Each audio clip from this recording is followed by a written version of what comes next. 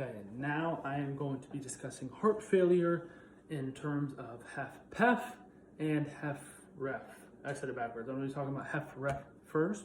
So that is going to be systolic failure, and it's going to be heart failure with reduced ejection fraction. So ultimately, you are filling your ventricles, but you're not able to send blood out. Your ejection is less, you're getting less blood out of the heart and into the body. So ultimately, we have the heart,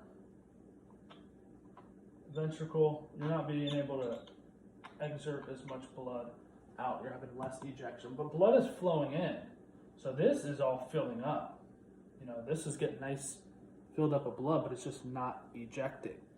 So there's two different types. You're going to have it on your left side and you're going to have it on your right side. Your left side is going to be arterial failure. Your right side is going to be pulmonary failure. So the problem is with heart failure is that your body wants to compensate. So in order to get more blood out, we want to strengthen the muscle. Now, we talked about sarcomeres. Erase.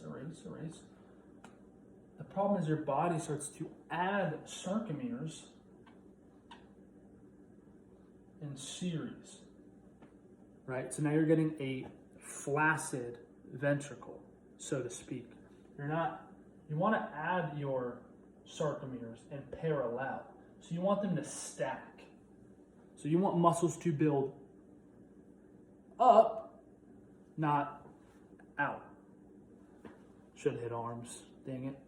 So that is the problem with heart failure in this case, is that you start to compensate by not being able to eject the blood out of your ventricle through the aorta. You start to add these sarcomeres in series. Now, you can put somebody like on diuretics with HFrEF to decrease their blood volume and decrease blood pressure, decrease afterload to help combat this. But unfortunately, there really is no cure that you can just give somebody to overcome this heart failure with reduced ejection fraction. And it's also going to cause a rightward shift in that Frank Starling mechanism. We're getting the big stretch, but we're not getting the squeeze. So that's going to ultimately be the problem with HFrEF. Okay, now HFpEF is going to be heart failure with a problem with ventricular filling. So ultimately, now we're not being able to get as much blood into the ventricles. So now we're dropping our preload. Now the problem with that preload is that the Frank Starling law, we're not going to get that bigger stretch, so we can't get that bigger squeeze. We're getting about, let's say, here, and then going in, we're not getting the full ventricular filling, which is going to increase our preload, which is going to increase contractility because you're getting a bigger stretch, you're getting a bigger squeeze, you're allowing more myosin-actin cross bridge to squeeze. So that's really going to be the main problem with HFpEF. Now, your ventricles you have an increase in ventricular or a decrease in ventricular compliance. So ultimately, your heart's going to be more rigid. It's not going to be able to get that same squeeze, and that's the problem. Because it's so rigid, it's smooth. It's not stretching, and it's not going to be able to, that's really the problem. It's not going to be able to stretch as much because it's so rigid, it's hard to pry and get the full stretch. It's like a water balloon with concrete on the outside of it. It's just not going to stretch the way you want. So with the decrease in preload, because you can't get the stretch, your body starts to compensate by increasing your heart rate to hopefully eject more blood out because, okay, let's just funnel up the heart rate and get more blood out at a higher frequency. Ultimately, this is going to be a problem because you don't want to overstress your heart for a long period of time.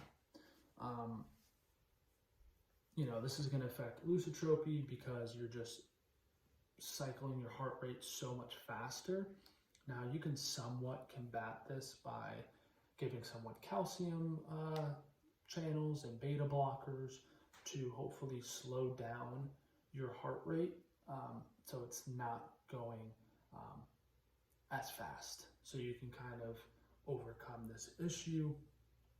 But ultimately, HFpEF, you're just not being able to fill the ventricle as much because you can't stretch it as much. Therefore, you can't squeeze it as much because you're not getting the myosin-actin cross-bridge effect. Now, the cool thing is with image modalities are that you can actually view the heart and the pathway of its blood through stress echocardiogram.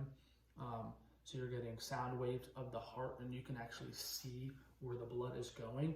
Or you can do nuclear stress tests, and using a nuclear tracer, you can actually trace kind of and track the perfusion of your heart. So you can check the lumen, you can check the atrium, ventricles. You can actually test how the heart is working, and you could test the overall motion of the blood pathway through the heart with like echocardiogram.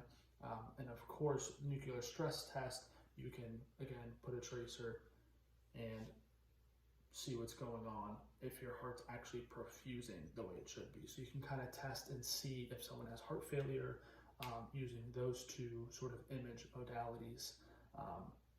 Stress echocardiogram is pretty cool because of the sound waves that they're sending through to get images back. And then nuclear stress test, actually putting a radioactive tracer into you and testing that and looking at that through your heart. So pretty neat.